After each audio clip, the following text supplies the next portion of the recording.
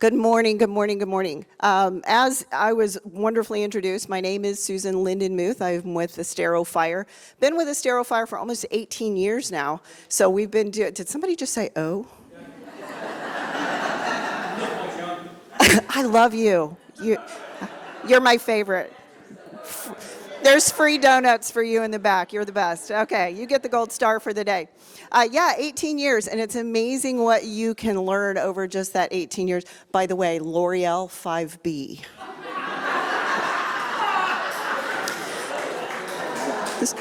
So in all of the 18 years that I've been doing this, this is actually nothing new for me and for my family. I am a Florida native. I'm actually a Lee County native. My family has been here since the late 1800s. So if you were doing one of those, little find a things and you got to find a native so I can mark it off on your card, see me afterwards and I'll mark your card. Little scavenger hunt.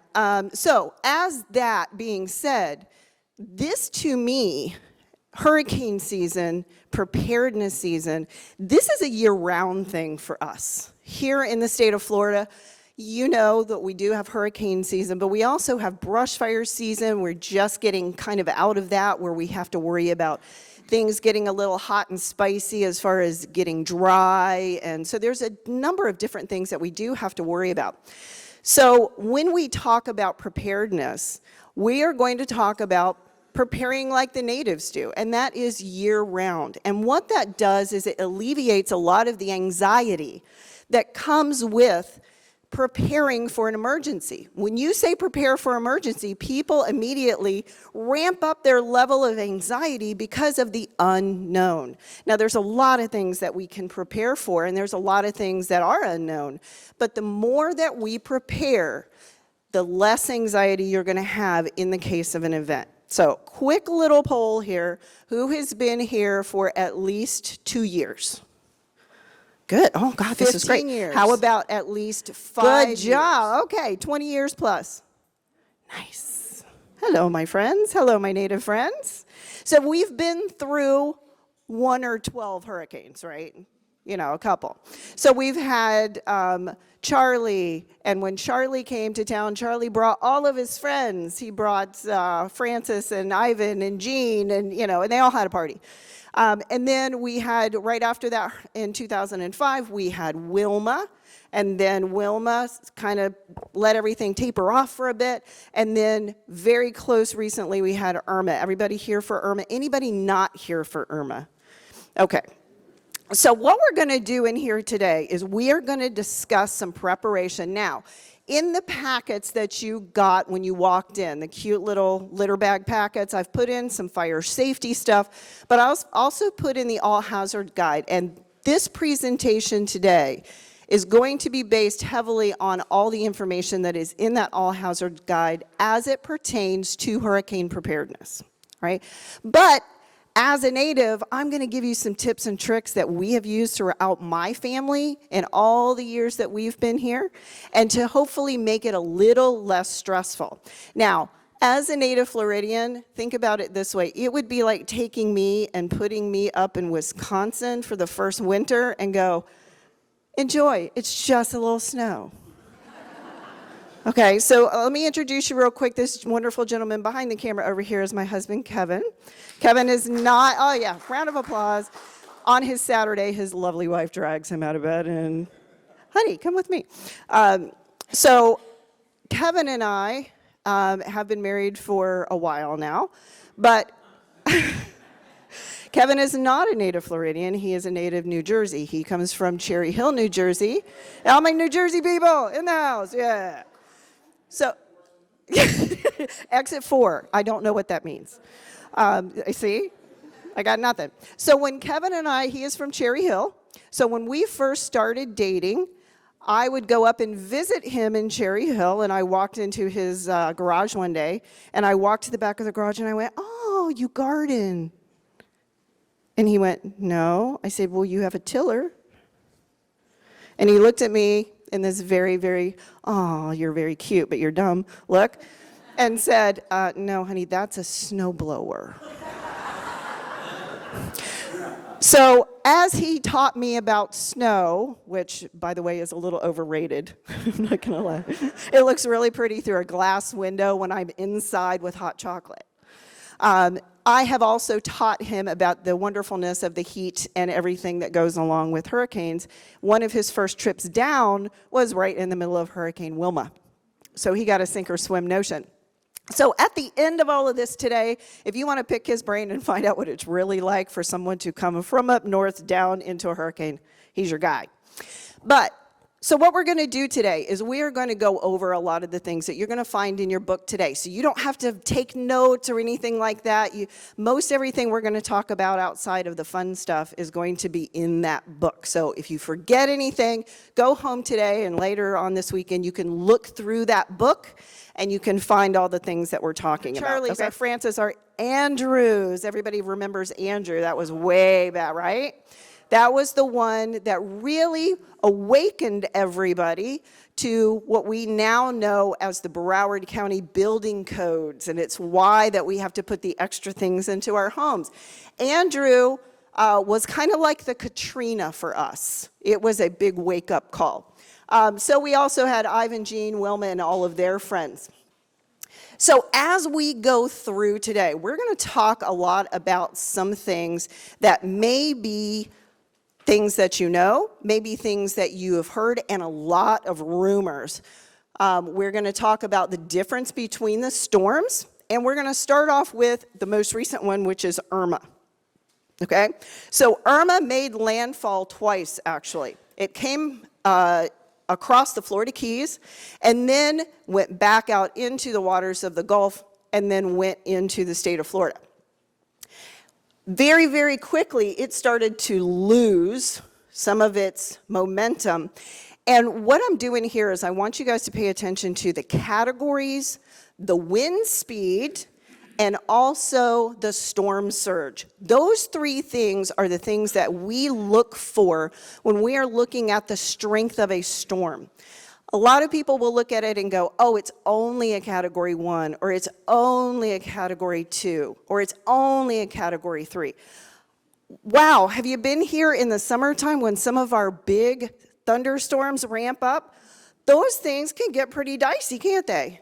And they can kick up some of these gusts that can actually rival category 1 hurricane strength, and that's kind of crazy. So what we had here is we had this decrease of wind speed, but then what we had was a 7-foot increase just in water tide. Now, as we go through, we're going to talk a lot about storm surge and why it's so dangerous, and the difference between a normal high tide and what a storm surge does. And I'll show you some pictures. I'm a big, big, big believer that pictures are wonderful things. So here is the path or the tracking of Irma. When it first came in and we saw it over here, we thought it was originally going to kind of do one of these things and curve out. And that's not what happened.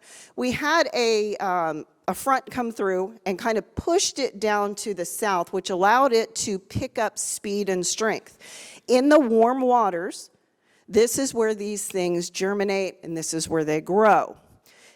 When we have situations like we have this year, which is called a La Nina year, what it does is it allows the water and the air to become a lot more warm than it normally would. So the waters in the Gulf and in the South Caribbean are going to heat up a lot faster than they do normally. Well, those are breeding grounds for these kind of things, and those are the kind of things that we look for. So you see that this was not just a straight path into Florida, and no hurricane really is. It does the wobbles, it wiggles around, and it depends on fronts, wind shear, speed, all of these things. So we have to look at that dreaded cone, right? Everybody see the cone? And we see the cone, and everybody goes, well, I'm not really in the cone, or I'm over to the right of the cone. That cone is important, and whether you're dead center on that cone or you're to the right or left of that cone, you need to be preparing exactly the same way. Better to be prepared and not need it than need it and not have it, okay?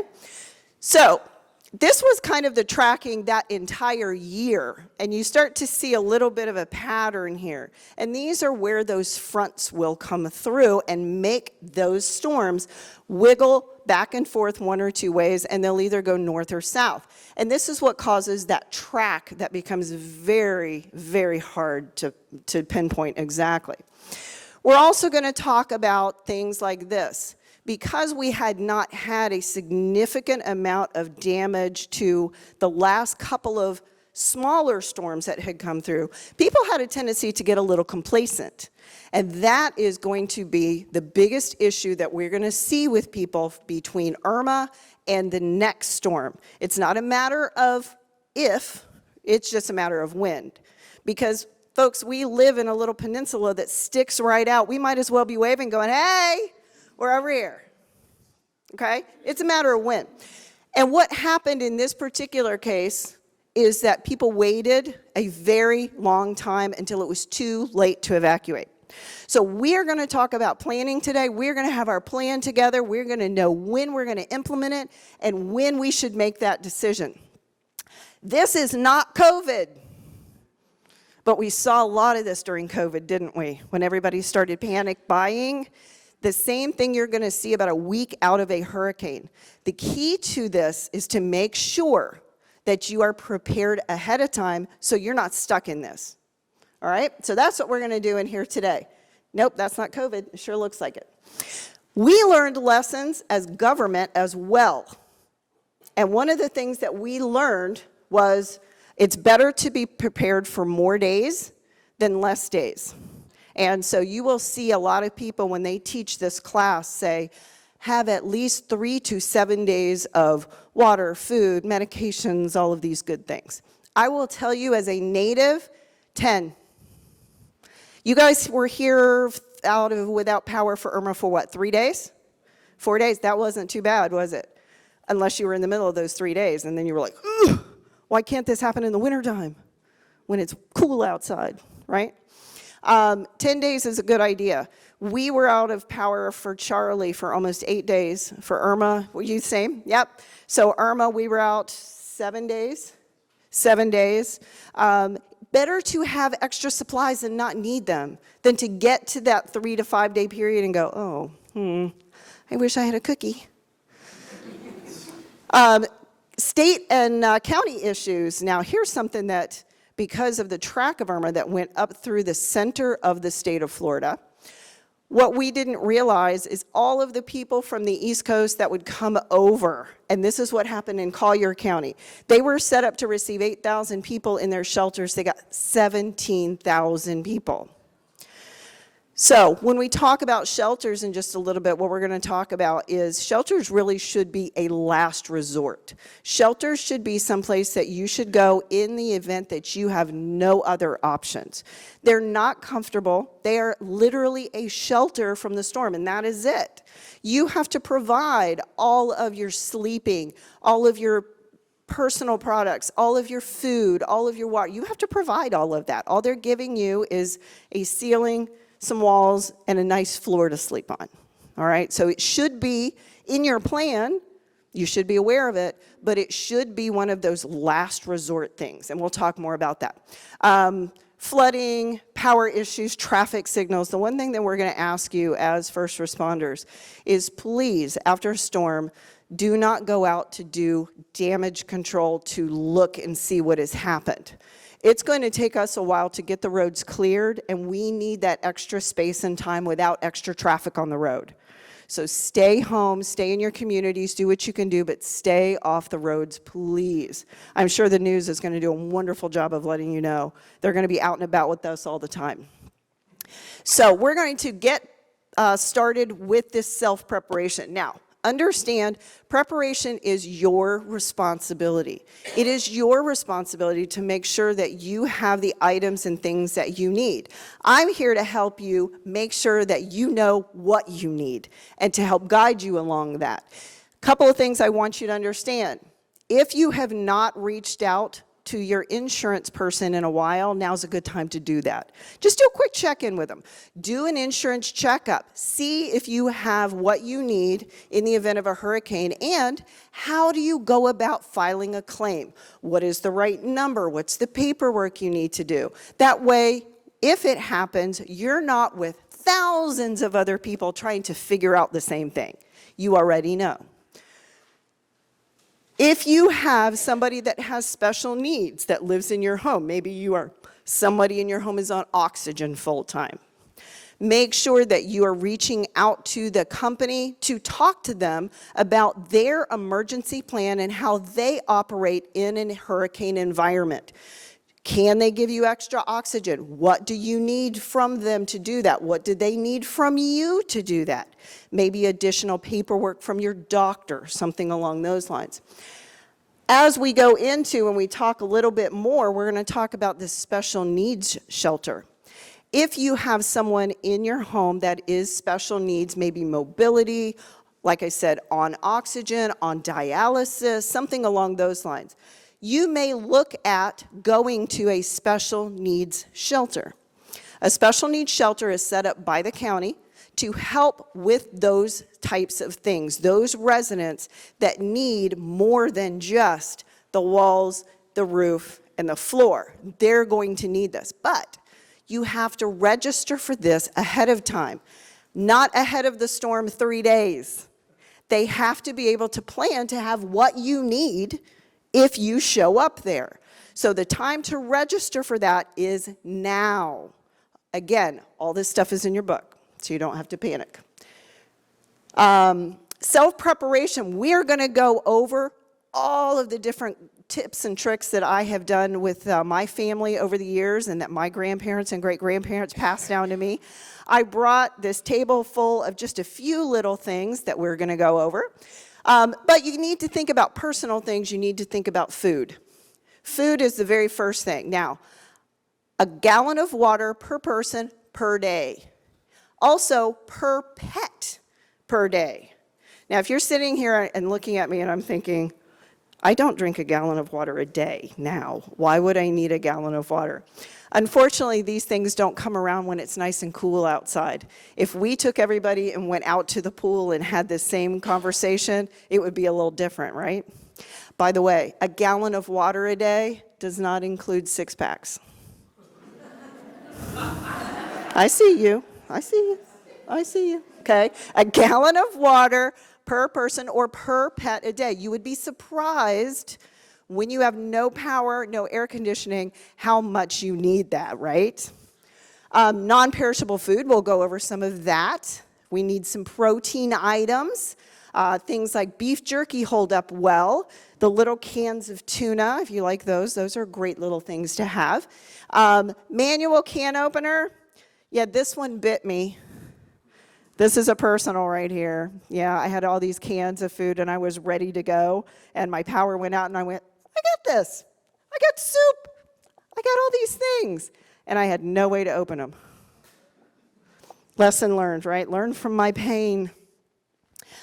Cooler, ice, juice. If you're an instant coffee person, do an instant coffee.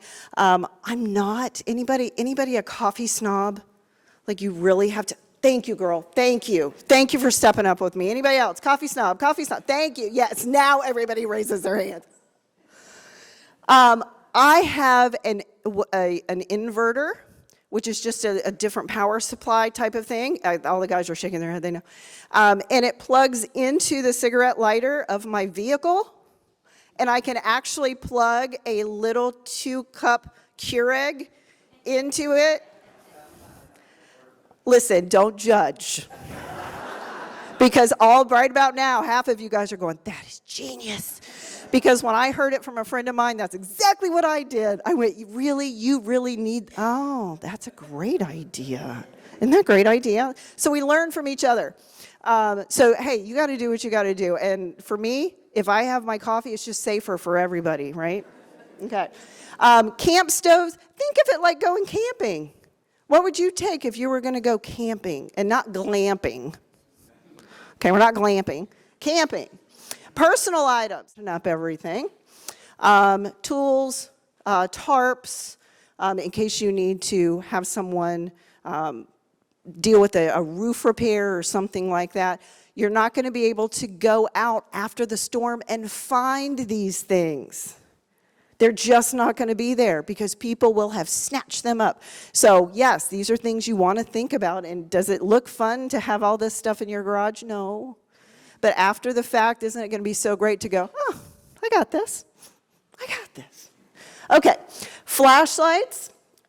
Nowhere on here will you see me say, don't use flashlights, only use candles, da, da, da, da, da. Flashlights, absolutely, we want you to use flashlights. We prefer that you not use candles. We just had a house fire in Lehigh the other day that was caused by a candle that was knocked over by a pet when someone was out of the room and the people lost half their house. When you have no power, you're going to have those candles on for an extended period of time, and that is very dangerous. So please do not use candles if you can absolutely not do that. I've got some quick tips over here for you that we're going to go over in just a minute. But along with those flashlights, batteries, make sure that you have good batteries, okay? Don't store them in your refrigerator. That builds up condensation, and they actually don't work as well. But if you see what I've got here, this is just a little sealable, and I just keep them all in there. They go into my kit, and then I'm not chasing AA batteries all over the place. This is my no-touch battery, as my husband is looking at me. This is my no-touch battery pack. These are not the batteries that you get when the battery in the remote control dies. You're not allowed to get in here for that.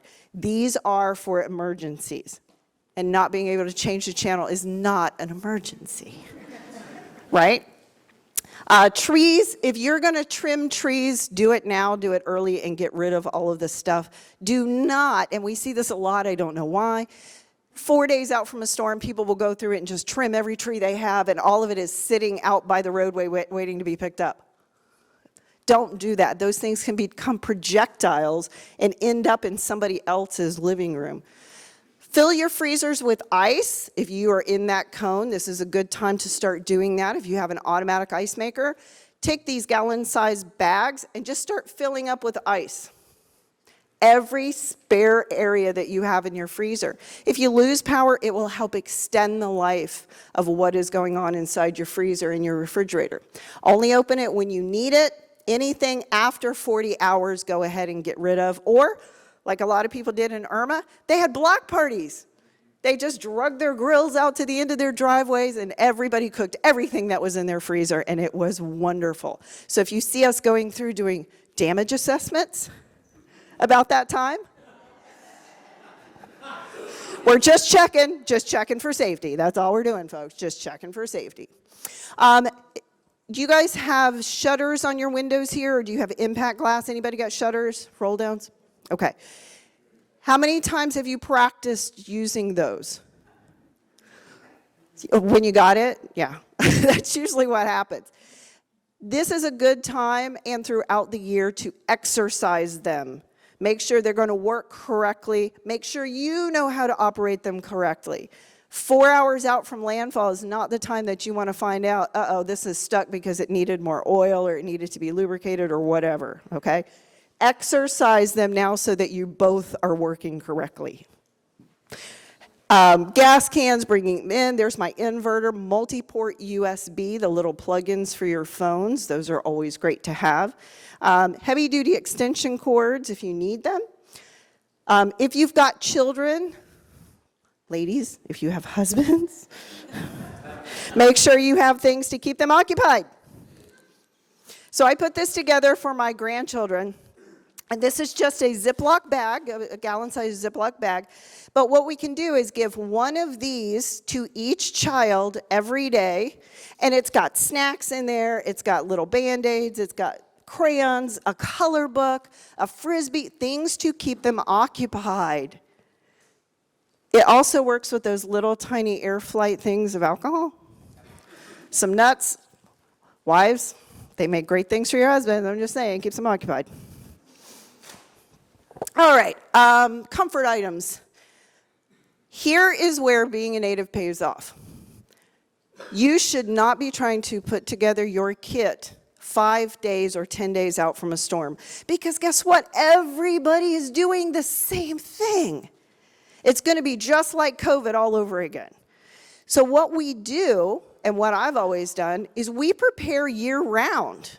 When I go to the grocery store, or my husband goes to the grocery store, we put those 2, 3, 4 items that we may need to restock our hurricane food kit or our preparedness kit. We put those on the list. Maybe we pick up 2 or 3 cases of water and another pack of batteries.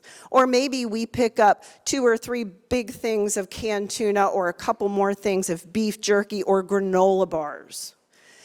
We keep those things stocked, and then we rotate them through the year so that nothing goes bad, nothing reaches expiration. But when a hurricane comes, all we have to do is quickly look at our supply and go, oh, yeah, I think all we really need to do is maybe fill up the gas cans, buy a couple more things, and then we're good. This should be a year-round preparedness. This should be something that you should be doing. Review it a few times a year, every quarter, or in some cases, when you change your clocks. That's a good time to do it. Store things that you're not going to use on a regular basis in a nice container. This one that is currently serving as an elevated platform for the projector makes a really good one. And you can put these things in there. If you have fur kids, I have fur kids. We have a lot of fur kids. Prepare for them as well. Gallon of water per pet per day. Plenty of food up to 10 days. If you're going to evacuate or go anywhere, we need to bring stuff with our pets to keep them healthy, happy, and safe. Sometimes that's worse than the kids. So if you've got one of those needy pets, make sure you have vaccination records if you're going to go anywhere. And make sure you have some really good pictures of your pet that are recent with you. That way, if your pet gets separated from you, you've got proof that that is your pet. Make sure you also microchip. That's a good one as well. When it comes to getting information, you're going to want to check with local news and make sure that you watch out for rumors. A lot of things is passed on between neighbors, between friends and families, or the I saw this on Facebook. I saw this on Nextdoor. You wouldn't believe the stuff that was out there. Make sure that you're getting information from reputable sources. Lee County government, Estero Fire, your homeowners association, where we're going to be feeding them information as well. In your book that you have, there's a number of different places that you can go to download the local app for Lee County Emergency Management. That's going to push out information to you, everything from evacuations and all sorts of things. I'm not going to go over the wellness call list because you guys are going to go over that, correct? A list, yeah, you guys are going to go over that. Okay. If you have a generator, make sure that you're using it properly. In your packets, I put in some generator safety information to make sure that you're going to use that and use it correctly. Don't overload your generators and don't use them near any open windows or doorways. Now, I promised that I would show a couple of little things out of my box here, and after we're all done, feel free to come up and look at any of these things. We already looked at my kits for little ones. This is great for grandchildren and for big kids. Wipies, baby wipes, we talked about the need for these things, right? Our can opener. Up here you'll see a number of different food items. Remember that along with, don't just all get junk food. We have a tendency to do that. I'm going to eat, trust me, this is always in my kit. I love me some Pop-Tarts, right? Cardboard covered in sugar. Who doesn't love that? This is great, right? But think along the lines of your nutritional needs. You need some protein. You need some healthy carbs. You need some fats, you need some fruit, okay? So you can get things like canned fruit. This is mandarin oranges in natural juice, so you can get that, no sugar added. Yeah, you can still get the canned soup. I'm a chunky soup kind of girl. Come on, right? I will stay around. I'm not going anywhere. I will answer all your questions after the second presentation, okay? All right, thank you so much.